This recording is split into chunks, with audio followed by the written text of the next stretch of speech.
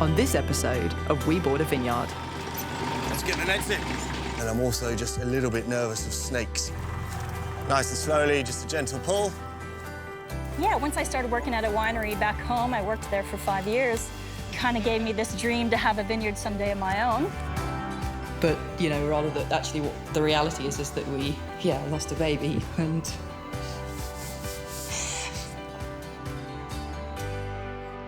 Oh, Abby, look, there's something swimming in the water.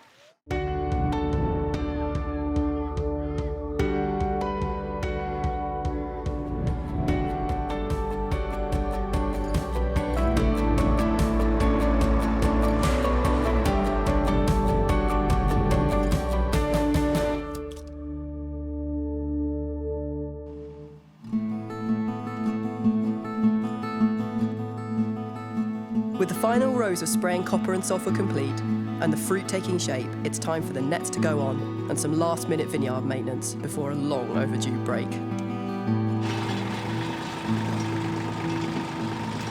Let's get the nets in.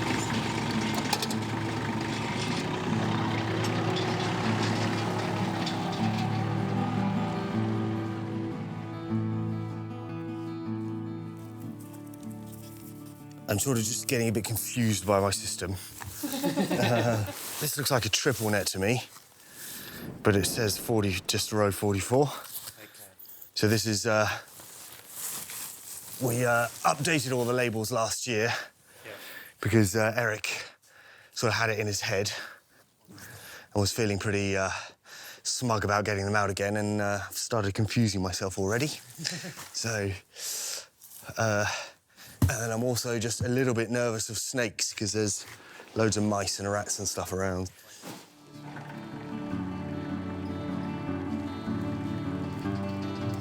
Netting a vineyard is critical with the threat of birds destroying our entire crop.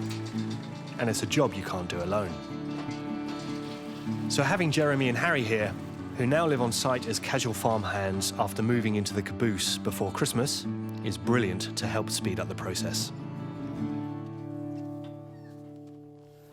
This is row 40. I'm just confused because I thought it was a triple net, but let's take it out and we'll load it in, load it up through the net thing.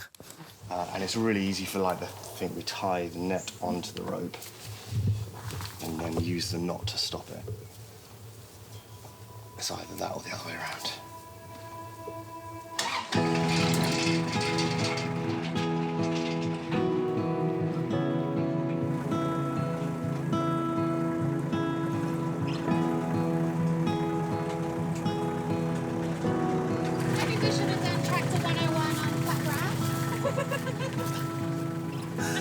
Well, we're going to go super slow. All right. So that's an accelerator there, but you don't need to. Once you get the hang of it, you might want to accelerate, but we're just doing it. So we'll get the net loaded up. Yeah.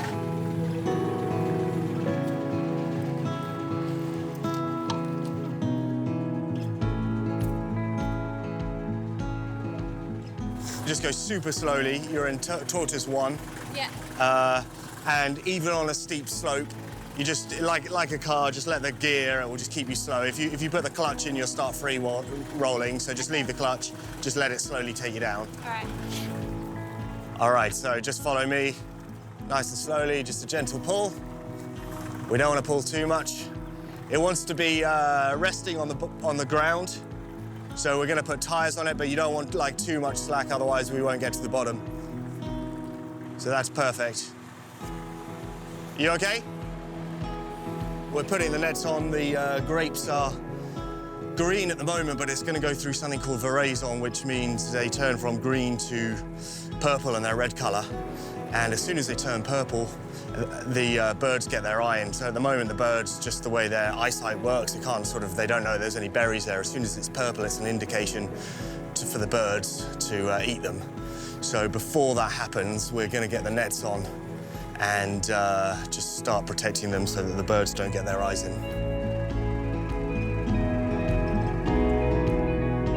Even my mum, Jenny, who's in Australia to help me recover from a recent health issue, is never far away from the action. Ready? Watching.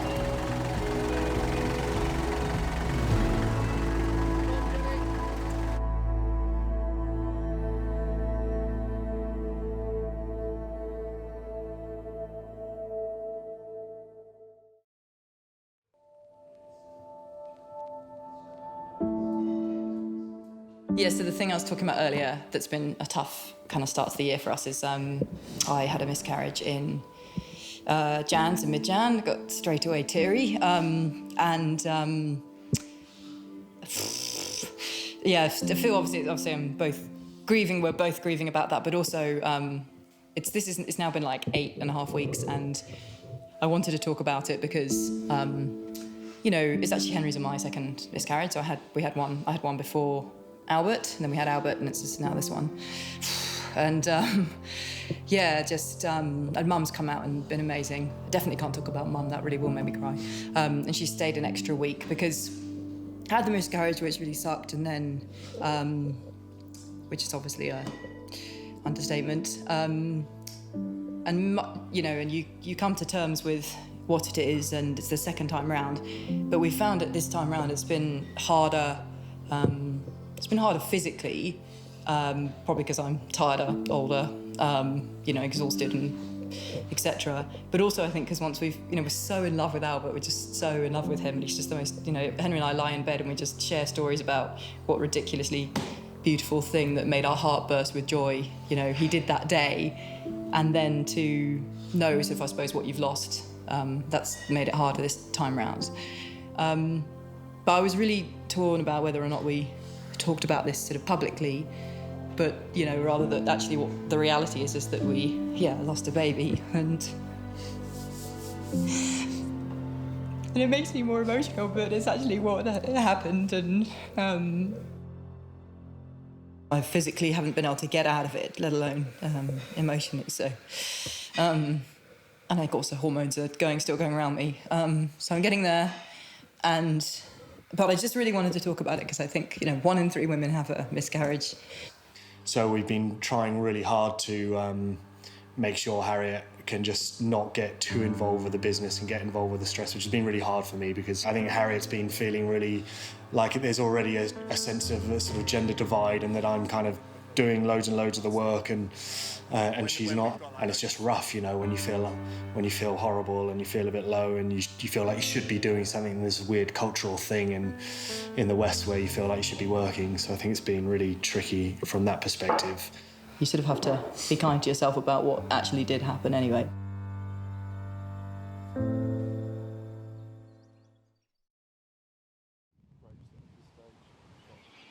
With a short break to the wine region of Margaret River in just 2 days, we've put the word out for a working bee to help get things tidied up before we head off.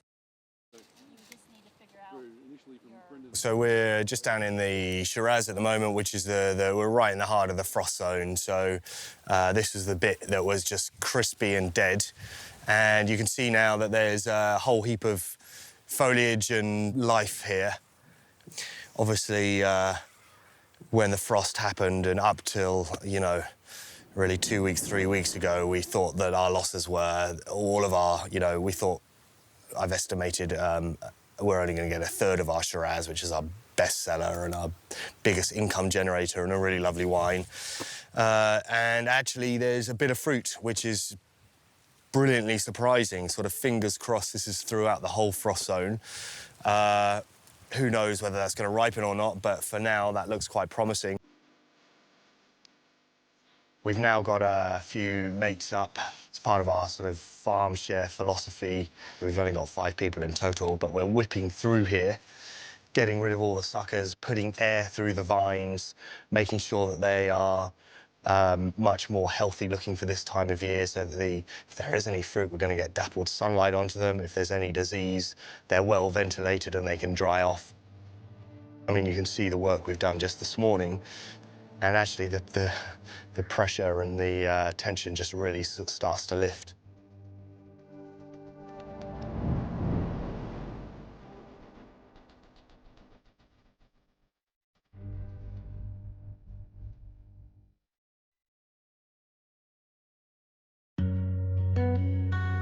A new addition to the team is Sarah, who's worked on vineyards back home in Iowa in the USA.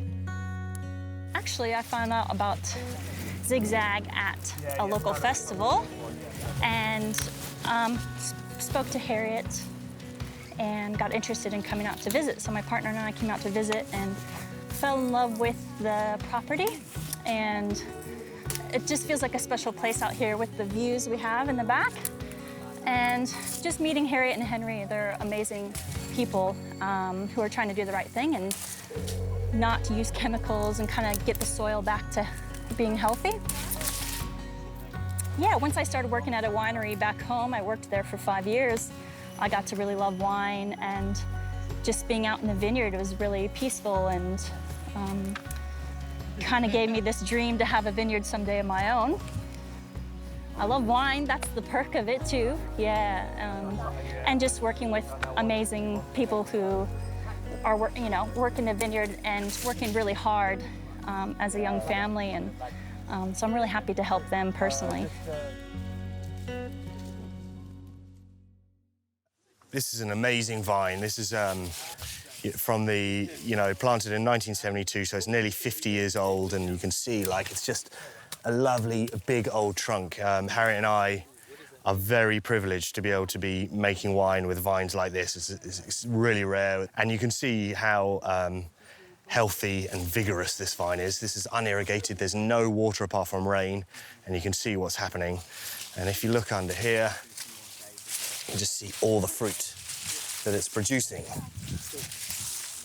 You've got these lovely big bunches. These will obviously turn red and big all through here. I mean, this is going to produce 3 or 4 or 5 kilograms of fruit. We're about 25 feet, about 10 meters from the bottom of the vineyard. So the frost did not reach up here, and you can see just the difference between what's happened this season. Potentially all of this vineyard, all of the Shiraz that got hit could look like this. This is an 8-acre vineyard. There is no need to operate like a large commercial winery. What we want to do is make excellent wine. We want to charge a premium for that wine because of the quality of the wine and because of all the work that goes into it, and we want people to value that. But yeah, we'll never put a machine through here to do this kind of work. I'd much rather do this with a bunch of friends. It's pleasant work, the sun's shining and you're just taking care of your plant. You're not using chemicals, you're not using heavy machinery, and it's really satisfying.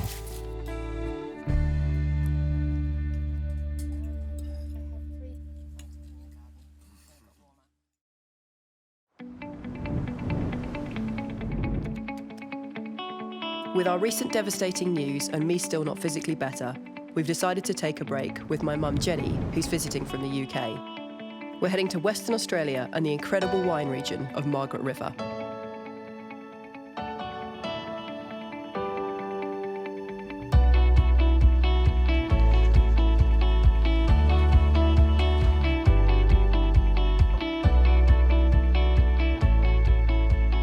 There's almost 100 cellar doors in the region, and while we're here, we'll check out some of the wineries similar to Zigzag Road. But first, it's a stop to check out the incredible stingrays at Hamlin Bay.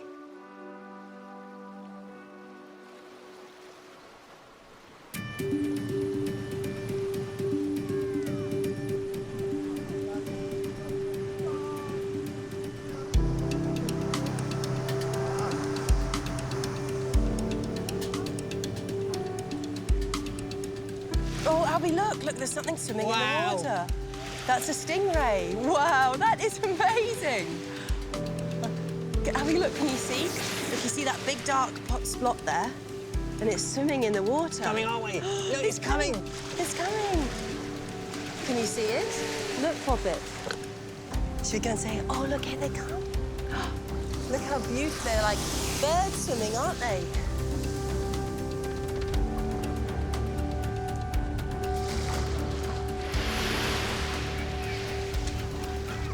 Their beautiful undersides and their eyes. Whee! Yes, sopping bobbit. Right then, should we go to Glenarty Rd Wines?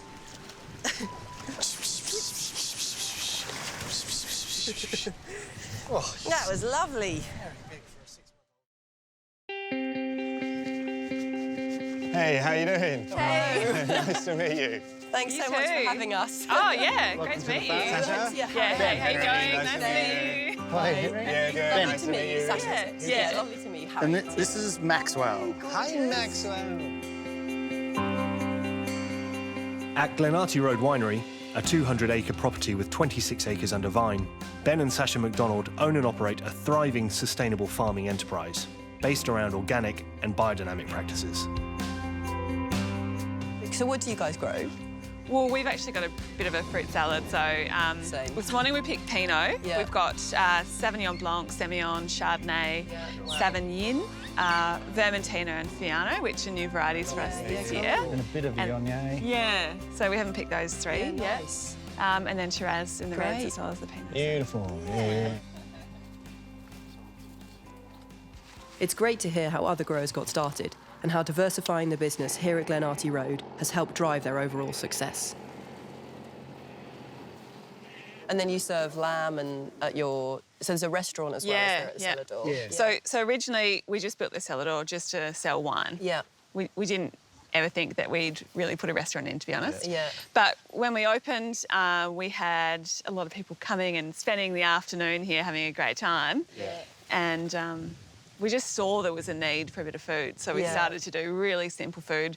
We actually bought a toasted sandwich maker. and Yeah, just, well, yeah. like, Yeah, super we- simple food. We've been thinking about that as well. Yeah. Just easy peasy. Yeah. Easy. Get a full slice one, because it could get... You have busy days. And because we grow so many veggies and the farm just has, you know, the ability to produce, Yeah. we just started to expand a little bit. And Sunday roast sheep on the spit. You know, that's where it sort of... That was the one offering that Yeah. was something different per week, and it's kind of... And then somehow we just attracted some amazing chefs that have wanted to kind of right, cool. put their back into it. And, Oh, that's so great. Yeah, and they do such an amazing job, and we've got a great team that it's just kind of naturally evolved.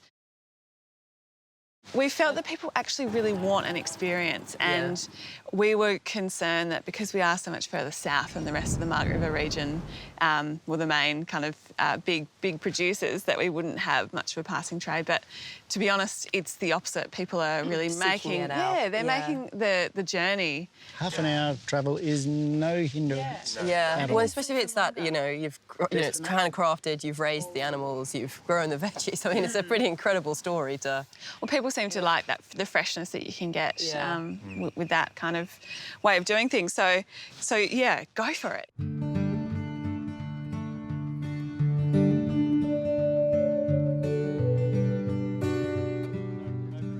A walk around the Glenarty Vineyard gives us insight into how varieties flourish in other parts of the country.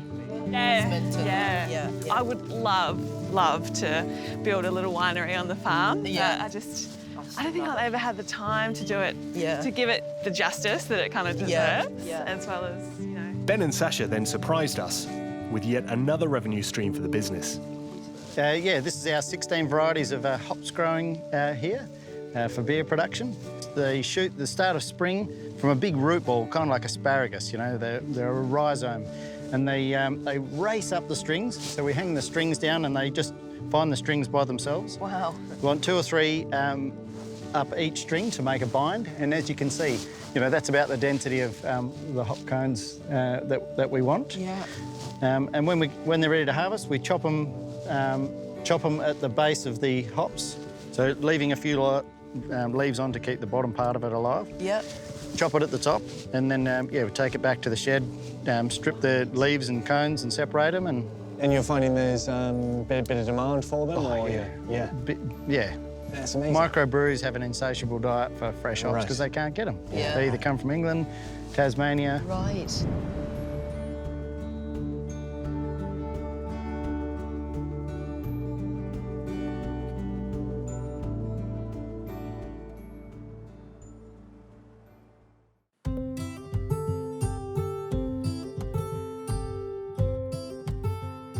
Like us, Leeuwin Estate is family-owned, but on a completely different scale, with a massive 350 acres under vine compared to our 8.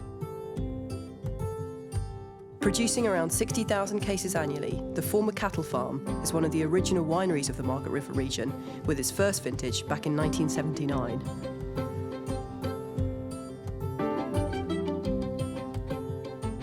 What's interesting to Henry and I is that owners Dennis and Tricia Horgan started Leeuwin without any previous winemaking experience, just like us. It was a chance meeting with legendary Napa Valley winemaker Robert Mondavi in 1972 that inspired a dream. Mondavi believed we could make wines that ranked with the best in the world. That appealed to me. I was a chartered accountant, had no knowledge whatsoever of wine. We finished up doing a deal where he became our advisor, and from there, here we are today. Now, with exports to over 30 international markets, Leeuwin's 2016 Art Series Chardonnay was awarded a ranking of 99 points. Leeuwin Estate is renowned for its Chardonnay, not just throughout Australia, but throughout the world, with many accolades in regards to their Art Series Chardonnay. And it's Australia's most collected white wine. It's a very iconic Chardonnay in Australia and around the world.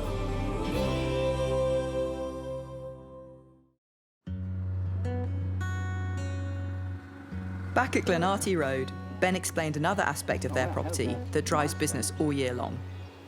Like the walking tours around the farm, there's something, especially at this time of the year, people seem to love.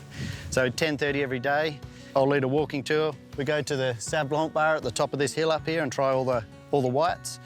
We walk through our 160 macadamias, cross the creek into the hop yard, try a few hops, then go to the Shiraz bar, try all the reds, and then we come back through all the gardens. So that's another thing that people come just for.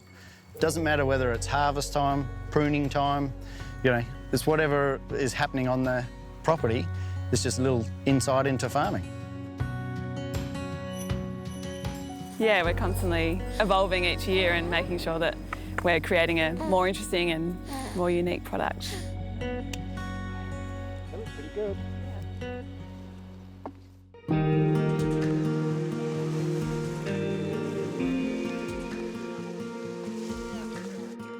While it's been great to get some rest and show Mum another part of the country, our visit to Margaret River has been an education on many fronts, and our time with Sasha and Ben from Glenarty Rd Wines was a real inspiration.